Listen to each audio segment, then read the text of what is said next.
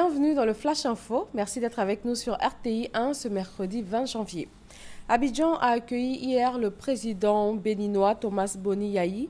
Il s'est entretenu avec son homologue ivoirien Alassane Ouattara. La visite de travail de quelques heures a permis aux deux chefs d'État d'évoquer notamment la situation au Burkina Faso. Ils appellent tous les pays de la sous-région à unir leurs forces et leurs ressources pour lutter contre le terrorisme sur le continent. Et sur place à Ouagadougou, le gouvernement a rencontré les parents des victimes des attentats de vendredi dernier. Au cours de cette première rencontre, il a été question d'informer les familles sur la situation sécuritaire et les modalités d'enlèvement des corps. Le président du Bénin, Thomas Boni Yayi, a offert la somme de 50 millions aux proches des victimes lors de sa visite à Ouagadougou, où il est venu témoigner la compassion de son peuple au Burkina à la suite de cette attaque terroriste qui a fait 30 morts et une cinquantaine de blessés. Le sommet de Davos s'ouvre aujourd'hui, c'est en Suisse, moment choisi par l'ONG anglaise Oxfam pour publier son nouveau rapport.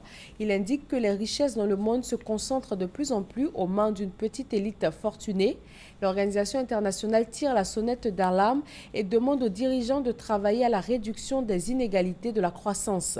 En 2016, les 1% les plus riches de la population mondiale vont posséder à eux seuls plus de patrimoine que les 99% restants. En marge de la rencontre des chefs d'État de Côte d'Ivoire et du Libéria à Guiglo hier, la ministre de la Solidarité, de la Cohésion sociale et de l'indemnisation des victimes a procédé à la remise de chèques. La ministre Mariatou Koné a promis que toutes les victimes recensées recevront réparation. Le Haut Conseil du patronat des entreprises de transport routier de Côte d'Ivoire forme les entreprises du secteur.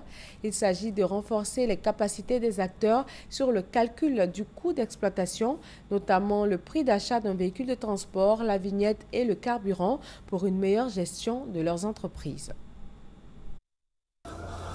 La compétitivité du secteur du transport routier passe par des véhicules répondant aux normes techniques et un mode de gestion qui pérennise l'activité. Ce secteur souffre du manque de formation de ses acteurs, notamment les chefs d'entreprise. Ils se sont réunis à Abidjan pour plancher sur les difficultés auxquelles ils sont confrontés dans l'exercice de leur profession, entre autres la méconnaissance du coût d'exploitation et la rentabilité d'un véhicule de transport. Généralement, les entreprises de transport routier sont lancées, mais très souvent, après quelques années, on se retrouve avec des faillites. Et donc, pour soigner cet état de fait, nous avons constaté après enquête que les chefs d'entreprise n'avaient pas la formation requise pour pouvoir gérer le matériel. Il y a beaucoup de transporteurs qui se plaignent de la rentabilité. Mais si vous n'avez pas de formation, vous ne pouvez pas. Donc c'est pour cela, moi je participe personnellement pour voir réellement ce que ça va me donner comme instruction et qu'est-ce que je peux apporter à mon entreprise. Les 3 jours de formation s'inscrivent dans la droite ligne des réformes du secteur annoncées par le ministère des Transports. On a plusieurs grands projets, comme le renouvellement du parc automobile, les projets comme la gestion du fret. Et donc tous ces projets-là aussi ne peuvent pas aller sans que les acteurs ne soient formés.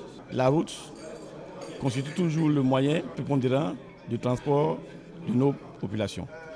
Donc, intégrer le secteur des transports routiers de voyageurs dans les éléments de formation est un bon chemin. L'initiative est du Haut Conseil du patronat des entreprises de transport routier de Côte d'Ivoire. Il collabore sur ce projet avec l'assistance technique de l'Union européenne auprès du ministère des Transports. Le gouvernement d'union nationale de 32 ministres a été formé hier en Libye. Il vise à rassembler les factions rivales du pays dans le cadre d'un plan soutenu par les Nations Unies.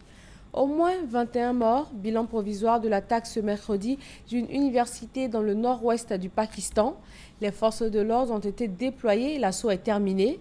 Le mouvement des talibans pakistanais a revendiqué l'attentat. Ces hommes lourdement armés sont entrés dans le campus en escaladant un mur après avoir blessé les gardes.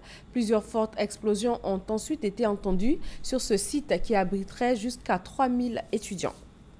Et c'est tout pour ce Flash Info. Merci de l'avoir suivi et surtout restez avec nous sur RTI 1, le journal à 13 h.